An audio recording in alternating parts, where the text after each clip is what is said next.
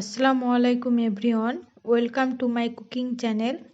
আজকে আমি তৈরি করে দেখাবো খুবই ট্র্যাডিশনাল এক রেসিপি, যেটার নাম হলো কলাইয়ের ডালের বড়ি। কিভাবে এবং কতটা পরিমাণ কি দিলে পারফেক্ট ডালের বড়ি তৈরি করবেন, সেটা আমি আজকে আপনাদের কাছে শেয়ার করছি। এছাড়াও ডাল ও কুমড়ো কিভাবে কম সময়ের মধ্যে ধুয়ে নেবেন, সেটাও আজকে আমি এই ভিডিওর মধ্যে দেখাবো। যদি আমার চ্যানেলটি আপনার সাবস্ক্রাইব করা না থাকে, তাহলে দয়া করে আমার চ্যানেলটি সাবস্ক্রাইব করে পুরো ভিডিওটি দেখতে থাকুন। বড়ি তৈরির জন্য এখানে আমি 3 কেজি ভাঙা কলাইয়ের ডাল নিয়েছি, যেটা 3 ঘন্টা আগে থেকে ভিজিয়ে রেখেছি।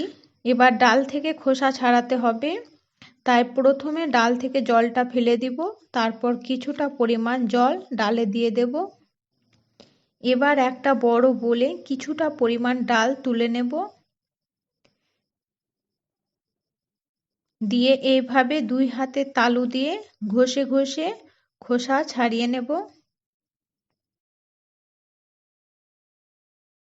দেখুন, ডাল থেকে সবগুলো খোসা ছেড়ে গেছে, আর এই খোসা ছাড়াতে 3 থেকে 4 মিনিট সময় লেগেছে। এবার এই ডালগুলোকে আর একটা পাত্রে রেখে দিব।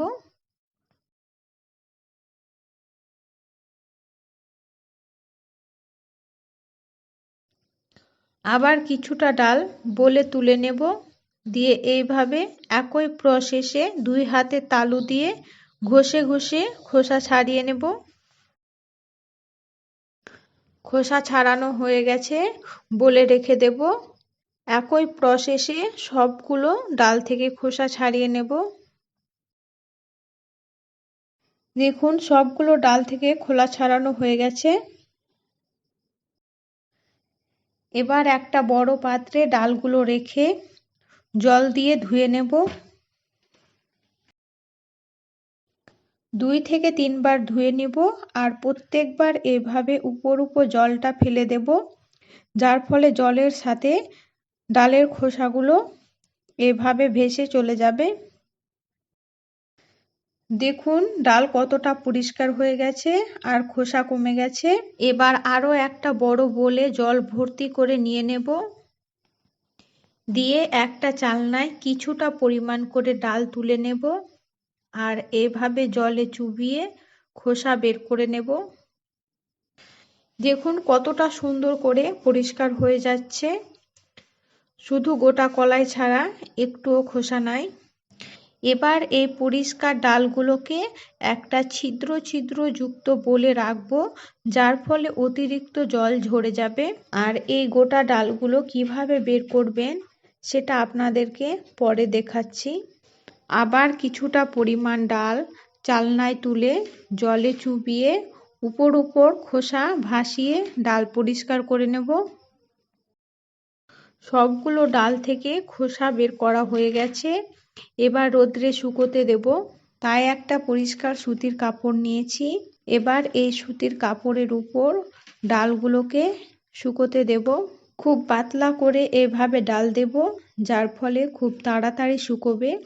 পুরো একদিন রোদ্রে রাখবো, তাহলে ভালো করে শুকোবে। দেখুন, ডাল ভালো করে শুকিয়ে গেছে। এবার ডাল থেকে গোটা কলাইগুলো বের করে নেব, তাই একটা কুলোয় কিছুটা পরিমাণ করে ডাল নেব আর ঝেড়ে নেব, যার ফলে কুলোর এক সাইডে গোটা কলাইগুলো চলে আসবে। দেখুন কতটা সুন্দর করে ডাল পরিষ্কার হয়ে যাচ্ছে। একইভাবে সবগুলো ডাল ও গোটা কলাই আলাদা আলাদা করে নেব। সবগুলো ডাল ও কলাই আলাদা আলাদা করা হয়ে গেছে। এবার এই গোটা কলাই রেখে দেব, এটা নেব না। এবার এই পরিষ্কার ডালগুলোকে ব্লেন্ডারে ব্লেন্ড করে নেব। ডাল 2 বারে ব্লেন্ড করব, তাই প্রথমে অর্ধেক ডাল ব্লেন্ডারে দিয়ে দেব। ডাল ব্লেন্ড করা হয়ে গেছে, এবার চালনার সাহায্যে চেলে নেব। এবার এই ডালটা বাকি ডালের সাথে ব্লেন্ড করে নেব। সবগুলো ডাল ব্লেন্ড করা হয়ে গেছে। দেখুন, এইরকম ফাইন করে ব্লেন্ড করেছি। এবার ডালের আটা রেখে দেব। পরের দিন দেখুন, এখানে 2টো কুমড়ো নিয়েছি, আর এই 2টো কুমড়োর মোট ওজন 11 কেজি। আর ডালের পরিমাণ হলো 2 কেজি, অর্থাৎ 3 কেজি ডাল থেকে সব বাদ দিয়ে 2 কেজি আটা হয়েছে। এখানে একটা টিপস, 1 কেজি আটার জন্য মিনিমাম 5 কেজি ও ম্যাক্সিমাম 6 কেজি কুমড়ো লাগবে। তাই এখানে আমি 2 কেজি আটার জন্য 11 কেজি কুমড়ো নিয়েছি।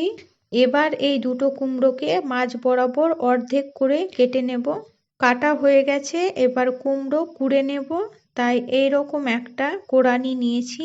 প্রথমে উপর উপর হালকা করে কুড়ে কুমড়োর বীজটা ফেলে দেব।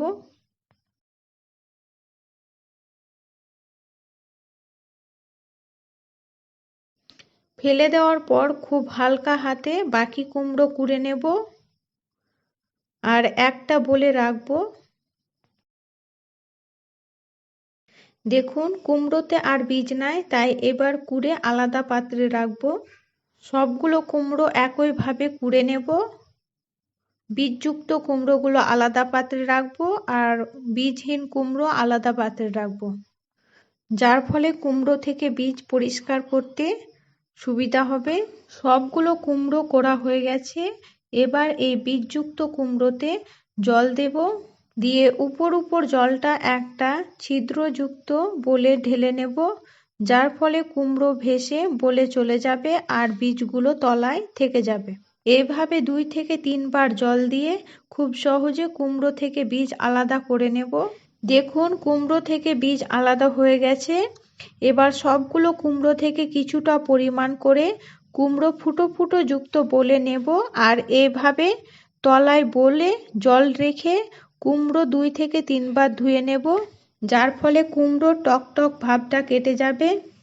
একইভাবে সবগুলো কুমড়ো ধুয়ে নেব। ধোয়া হয়ে গেছে। এবার একটা নেটের কাপড়ের উপর কুমড়ো রাখবো, দিয়ে অতিরিক্ত জলটা ছাড়িয়ে নেব। কুমড়ো থেকে জল ছাড়ানো হয়ে গেছে। এবার একটা পাত্রে কুমড়ো তুলে নেব। এরপর আটা মাখাবো, তাই কুমড়ো 3 ভাগ করে নেব। 3 ভাগ থেকে 1 ভাগ কুমড়ো একটা বোলে তুলে নেব, দিয়ে কুমড়ো একটু হাতে মথে নেব।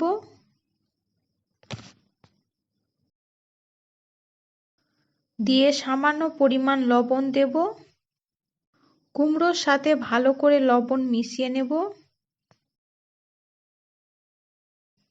এরপর 1 হাতা করে ডালের আটা নেব আর কুমড়োর সাথে মাখাতে থাকব।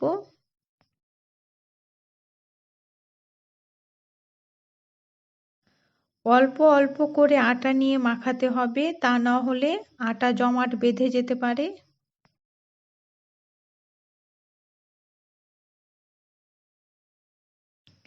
এখানে আর আটা দেব না, কারণ 3 ভাগ আটার মধ্যে 1 ভাগ আটা দেওয়া হয়ে গেছে।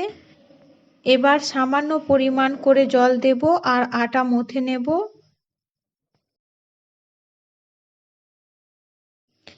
এখানে আমি 2 বার জল দিয়েছি, খুব বেশি জল দেব না, তা না হলে পাতলা হয়ে যাবে। যত জল কম দেবেন ততই ভালো। কুমড়োয় কতটা জল আছে সেটা বুঝে জলের পরিমাণ কমিয়ে বাড়িয়ে নেবেন।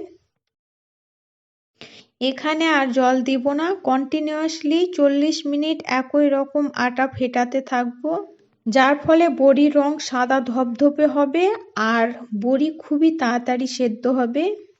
দেখুন আস্তে আস্তে আটার পরিমাণ বেড়ে যাচ্ছে। যত ভালো আটা ফেটাবেন ততই ভালো বড়ি হবে। আমার আটা ফেটানো প্রায় শেষের দিকে। দেখুন বোল ভর্তি হয়ে এসেছে। অপর দিকে মা আটা ফেটাচ্ছে। মায়ের ও আমার আটা ফেটানো প্রায় 40 মিনিট হয়ে এসেছে। পারফেক্টভাবে বড়ির আটা ফেটানো হয়েছে সেটা কিভাবে বুঝবেন দেখে নিন। একটা পাত্রে বড়ি ভাসিয়ে দেখব। দেখুন একটুও জলে ডুবে নেই, পুরোটাই উপরে ভেসে আছে। তার মানে বড়ির আটা ফেটানো হয়ে গেছে। এবার এটা বড়ি দিয়ে দেব। তাই একটা খাটিয়ার উপর নেট পেতে দিয়েছি। এবার এই নেটের উপর বড়ি দেব। তাই বোল থেকে অল্প পরিমাণ করে আটা নেব আর বড়ি দেব। সবগুলো বড়ি দেওয়া হয়ে গেছে। এবার বড়িগুলো টানা 5 থেকে 6 দিন রোদ্রে রাখবো।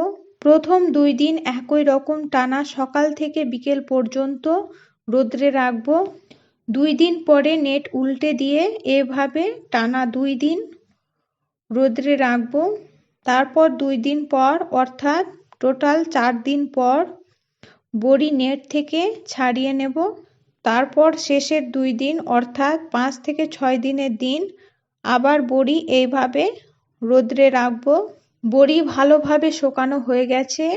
দেখুন কত সুন্দর লাগছে ও কতগুলো বড়ি হয়েছে।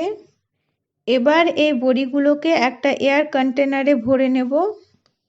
আর এই বড়িগুলোকে মাঝে মধ্যে রোদ্রে রাখলে 1 থেকে 2 বছর পর্যন্ত রেখে খেতে পারবেন। আর এই পরের ভিডিওতে বড়ি কেমন হয়েছে সেটা রান্না করে দেখাবো। অবশ্যই পরের ভিডিওটি দেখবেন এবং কেমন হয়েছে সেটা কমেন্ট করে জানাবেন। সম্পূর্ণ ভিডিওটি দেখার জন্য ধন্যবাদ।